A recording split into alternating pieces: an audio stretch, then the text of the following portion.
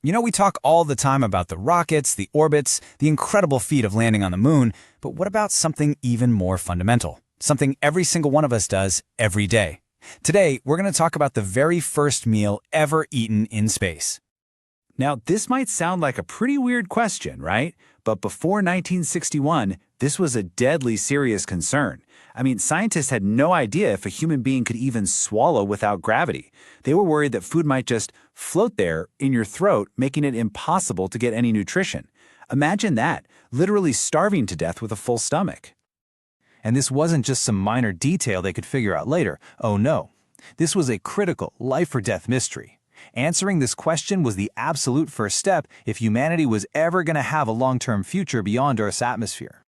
Think about it. Before you can even dream of spending weeks or months or years in space, you have to solve this one basic problem. Can a person actually eat a meal in zero gravity?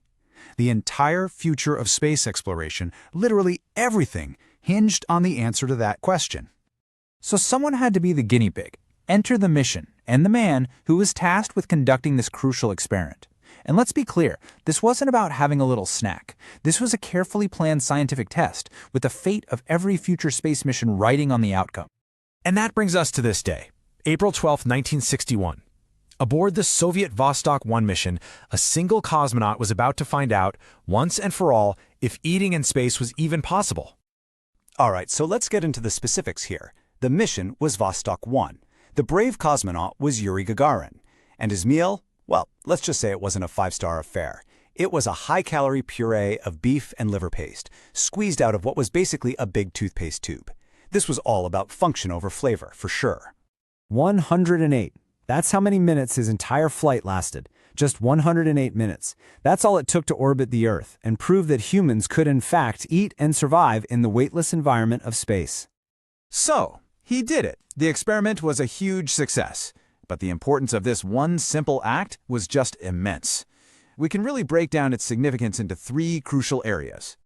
See, it was more than just a snack. It was physiological proof, it was a technological validation, and it was a psychological benchmark.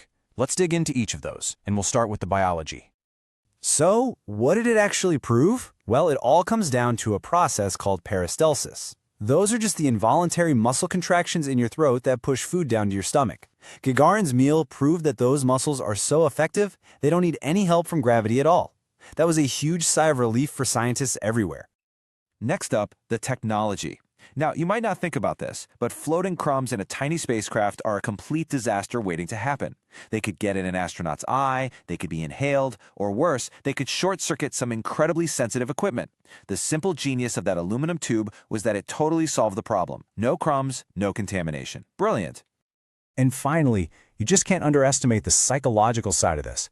Just try to imagine it. You're completely alone in a tiny metal capsule, hurtling through the empty void of space. The simple routine act of eating a meal, that is a powerful, comforting link back to Earth.